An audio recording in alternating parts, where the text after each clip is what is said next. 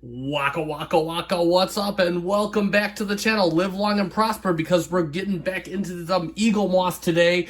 Today we are going to take a look at the Eaglemoss XL collection, Akira class, the USS Thunderchild more specifically. So we have it right in front of us, and since now this ship has been out of the box for some time, I actually do have this ship displayed in my current collection, so we're not even going to be unboxing it at all, but I am going to take a look at the box. And why do we take a look at the box? Because XL boxes are different, unlike ships in the standard collection. Well, the standard early days of the collection, we all know that they kind of changed to a more open style packaging. So let's take a look real quick at the box right here. Again, got no animation. This is all product shot. Akira class USS Thunderchild. I love that name, Thunderchild. It's like the airplane, the Thunder Chief. NCC 63549. I got that beautiful, nice shot of the XL Akira class. On the side, Star Trek. We're hitting the ship. Hull breach. Star Trek on the side, and then of course the usual Voyager, Deep Space Nine, Next Generation, and Enterprise. This is a bit before. Yeah, I think this came around. Oh God, no, this was 2019. So Discovery had been out for a while. Star Trek on the other side, a whole bunch of terms and stuff that I'm not even gonna bother reading, and then of course the box, StarTrek.com. So there we have the box with its and the foam inserts inside for the ship. So we are good there. So yeah, and let's talk about the Akira class. So real quick, just a brief overview of the ship. And yeah, I did actually look in the magazine for some of this stuff, because I just wanted to confirm what I could already kind of known. And again, you can go by the magazine, or you can go off this stuff. All this information is on the internet. People have done interviews and whatnot. So yeah, this ship was designed by Alex Yeager. He was in charge of when they made First Contact. Excuse me. He was in charge of making a whole slew of ships for the Battle of Sector 001 that we see at the very beginning of the film. The Akira class, which was one of them.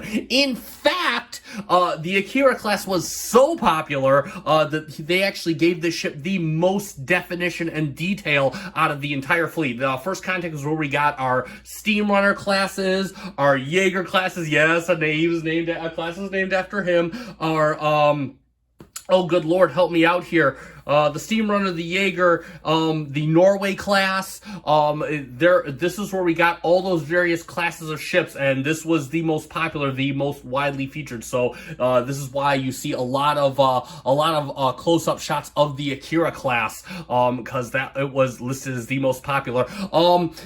This was also, I believe, the first basically the Akira has never been a main ship. We see it in Voyager, a little bit in Deep Space Nine, but it's never been a hero ship. So this was actually, I believe, the first non-hero ship to get XL status. And I believe, I remember the Facebook forums, they actually had all kinds of votes for this ship to finally get the XL treatment, and it finally did. And we're going to take a look at it today. But first, let's get a good look at the magazine. So going to the magazine real quick, and you could already see Akira class special issue, Akira class active from 2365, approximately 440 meters, Star Trek official Starship collection on top. Open it up, got a nice orthographic side view of the ship. Let's turn this off so we can actually see what we're looking at. Sorry about that. 2365, approximately 440 meters, phasers and photon torpedoes. I believe this thing has 18 torpedo launchers or something like that. It's freaking hilarious. Deflector shields. First appears Star Trek First Contact, last seen in Endgame. I assume it was part of the fleet at the end of Voyager. And then Alex Yeager, your designer. And then, of course, nice instructions how to put the ship on the stand, but we're going to go over that anyway. And then, of course, we have a nice shot of the Akira class that looks like a CGI model up front. Looks very, very cool. I love the outlay of this ship. The Akira class was part of the fleet that engaged the Borg at the Battle of Sector 001. And then, of course, we got an animated shot, a nice drawing of the first, kind of goes through a little bit of the story about Alex Yeager, his design of the ship. And then we have a lot of preliminary sketches about the Akira class. Got the torpedo launcher. And then, of course, look at that nice sketched view of the Akira class. Of course, actually, I'm not sure if that's its number. I have to look up the actual USS Akira. But again, very cool right there. And again, we can see some preliminary shots there. We got our steam runner right here. Our Jaeger class right over here. So we can see all these different ships taking form that we see in the Battle of Sector 001. And then, of course, we have a few extra shots here. Looks like the preliminary shots of what the Borg Queen should look like. Her body shape, look at that. Let's see, got the JJ Enterprise in there. Look at that, that's pretty cool. Got that. I'm gonna get this out right now. I'm actually one of the few people, at least I assume few people. I don't hear many people talking good about. I'm one of the few people that actually doesn't mind the JJ Enterprise. So just gonna get that out. And a bunch of truckers are about to say, I'm unsubscribing to your channel. So, but no. I'm not upset. It's not my favorite Enterprise, but I don't not like it. And then there we go. It looks like, man, that kind of reminds me of Battlestar Galactica, the 1980 thing or whatever that was. And so, yeah, there we go. A bunch of shots that are unrelated to, I don't know. I never read the magazine, so I don't know how this is related to First Contact, but whatever. And again, nice shot of the Akira class from the top on the back. That is pretty cool. And my stand is already assembled. I'm not going to go back over it. It is a pretty sturdy stand. Unlike the the standard issue Akira class, which I actually ended up gluing together, I'm pretty sure. A little bit wobbly, but it holds. And got these nice jaws. They fit right on. Whoa, okay, I guess I was wrong. What do you know? Once you have it pegged, it so it does kind of come out once, and it just goes right over the back right here, and the ship just kind of rest back into it. So there you go. You can kind of see how that works. And again, it does hold a lot better than the standard version. Like I said, I glued the standard version because it does not doesn't like to hold very well. So there we got the ship in the stand. So let us take a good look at the Akira class. And yeah, this is, I love this ship. This is definitely one of my favorites. And the XL, this is arguably one of the best XLs they ever had. Again, you could just see the detail. This carries over a lot of what we see in the Prometheus XL. You can see like a lot of the Aztecing kind of smudged in there and whatnot. It's kind of got like this military fatigue kind of look, because we all know we wanted Starfleet to kind of look more, I believe one of the only constraints for Alex Yeager was that the ships have to look cool. So he definitely made the ship look cool. It's like one of those, I always kind of equate this ship because of its catamaran style to the nacelle, its catamaran pylons right here. I always kind of equate it to the double neck guitar you see used on occasion. But yeah, no, very cool. You could definitely see again, United Federation of Planets done very clearly, a nice pennant detail. And then doesn't look, yeah, so there are no real insets for the windows, so no window misalignment here that I can detect. And I think that just adds to the beauty of the ship. Got some nice additional details right here. And then, of course, NCC 63549. And this is studio accurate. I don't think any of the Akira class ships ever had the name of the ship on the front, so they only went by the registration number. So yeah, there's none on the bottom. So yeah, so that was the Akira ships never had their name, so they were kind of the era where the Federation was going into battle mode. Then, of course, we got the deflector on the bottom, nice transparent plastic. And then really love how they detailed the pennant at the bottom. I love how that kind of goes down what would kind of be the substitute as a secondary hull. And you can kind of see that love. Or seriously, the ship, just a ship that looks good from every angle. And we can go back. And yeah, no real nacelle misalignment issues that I can detect. It looks really, really good. So I do like that. Low and back, this is supposed to be the torpedo launcher. So you got torpedoes here. It launches directional torpedoes everywhere. Every which way. Pretty freaking cool. And yeah, got some nice molded detail there. Love the molded detail around the bridge. Doesn't look, that looks painted, but still very cool to see kind of like bridge detailing. Looks really, really superb right there. Again, just love the mixture of grays. It's very erratic. Just kind of the deviations from dark gray to light gray. I absolutely love it. And then of course you got, you know, nice detail. You got the escape pods, and not as profound as on other models. You kind of have to feel for them, but the detail is there. It's just not as profound. They're kind of, it's very, here you can feel some detail, but not along the sides here. I understand these, so you see right here. I believe what are the, these are the impulse engines. They actually used to be a pink, I believe, on the first run of these models. And then they called them all back, or I believe some people still do have the pinkish impulse engine. So so comment if you have one of these, because they did let a few of these go, and then they put the ship back on hold for another month or two. Because I remember I didn't pre-order this initially. I pre-ordered it when they came out with the second set because I knew the ship would go fast. Got the nice NCC 63549 on the nacelles. Looks really good. Nice transparent plastic on the sides here, and yeah, you can kind of feel the ribbing, and it's got, oh, I love how they have the warp quills at the bottom. This is really cool, really good design. And then yes, transparent red for the Bassard collector.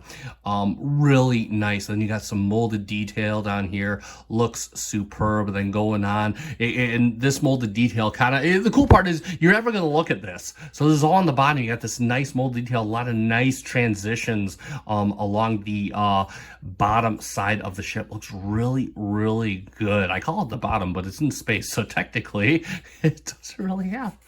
And yeah, you can see a little bit of molded detail here. Again, it's just great how much detail is packed into this ship, especially for sides that you won't really look at. Really makes sitting down with this ship and getting a good look at it something to look forward to. Even right here, you got these nice you can feel the detail right here. So again, absolutely superb ship. I think it is magnificent to look at, and yeah, definitely one of the best ships that made the transition to XL. They really made the most of this transition. And let's do a quick comparison. So, yep, too late, I couldn't make it. So yeah, we're gonna compare it to the Akira, the baby Akira, and you can actually see the baby almost fits inside the saucer, as well it should. And yeah, no, you can just kind of see how much detail was added. And to be honest, we're not gonna do a review on this on the standard issue, mainly because this was so much better. It fixed pretty much everything. And the thing is, there wasn't a lot wrong. This is not made to bash the standard issue, because the standard issue, in my opinion, is one of the better standard issues. Similar to the Prometheus that we see, and that one will be getting a little one just because it does have a different detail. This one just seems to have less detail, but again, I like how they included transparent plastic. I mean, same transparent plastic inclusion. It's just a matter of, you know, being smaller, a little less detailed. They don't have the Aztecing like this ship does. I mean, if somebody comments they want to see the standard issue, I don't see a reason to, because again, this is really, if you love the Akira class, this is I would definitely opt for the XL, or again, just get both if you could find them for a reasonable price. Yeah. But yeah, and let's do kind of the best side view we can. Yeah, so I mean, you see, you're not going wrong with either model. One's just a bit more detailed, as well it should be. Again, like I said, the XL really made use of what being an XL means, giving it the extra detail in addition to the size, the weight. Real quick, the saucer is die cast, and I believe it's the same story on the standard model. The saucer is die cast mainly because that's where you're holding up, so this is where all the weight is, so the rest of the body should just be nothing to hold up. But yeah, there we have your comparison to the standard size or standard issue Akira model. So let's summarize, and there we have it for the Starships XL collection, Akira class, the USS Thunderchild. And this model, we talk so much about, I mean, Eaglemoss gets its fair share of criticisms for models that don't have a lot of detail, to models that do, models that don't really make it, and especially the XL line. The XL is a chance to increase that detail, and you have some criticisms for the XLs that don't increase the detail to the level it should be. They just basically upsize the standard model. And the Akira class, the Akira class XL is on the more positive side of that. You get more detail, you get the kind of fatigue-like Aztecing driven put in there, a lot more, you get the transparent plastic, you get the more heavy, more premium feel of model. I mean, everything, all positive upsides to becoming an XL model in the Eaglemoss line, and it nails it. In fact, as I stated previously, this is arguably one of the best XL models you can get in terms of everything. So bravo to Eaglemoss. This is one of Eaglemoss's greatest hits right here, and how cool is that? Because this ship was definitely one of the greatest hits from First Contact. I know a lot of people that really do like it, and I am definitely one of them. So yeah, bottom line, superb model, and I do highly recommend it if you can get it for a reasonable price. Now, again, we all know the story behind Eaglemoss. There is a website I posted on my last video. I'm going to post it in the link to the description down below on this one, called realmerch.com, where I have not used it personally, but I am on the Eaglemoss Hero Collector Facebook page. I know quite a few people that are, so I'll post a link to the description of that. This model is not on there from what I could find, but if you're looking for Eaglemoss ships at a reasonable price, I have heard good things about this site, so I'll post it there. You are welcome to try it at your own peril, because I know a lot of people still are looking for Eaglemoss models, especially without paying the inflated rates. If you can get this ship without paying an inflated rate, I highly recommend it, because it is actually even a little bit over what its standard MSRP or whatever it is. I'd still get this ship. I mean, this is probably one of the best XLs. So again, I'm saying that I'm not even selling one. I'm just saying that I think that this ship is absolutely worth a little bit extra if you are okay with paying a little bit extra. So there we go. And that being said, it is time to get out of here. So if you like this video, feel free to hit the like button. Also, feel free to subscribe to the channel. Again, I try to do 1 to 2 Eaglemoss ships per week. I kind of alternate between that and Transformers, and if I have another toy, I will bring that in there as well. These aren't toys, these are models, but whatever. Every once in a while, I go pew-pew with them myself. That being said, our next Eaglemoss model review, which will probably be this weekend, is not going to be a Star Trek ship yet again. So say we all. That being said, thank you so much for watching. Live long and prosper.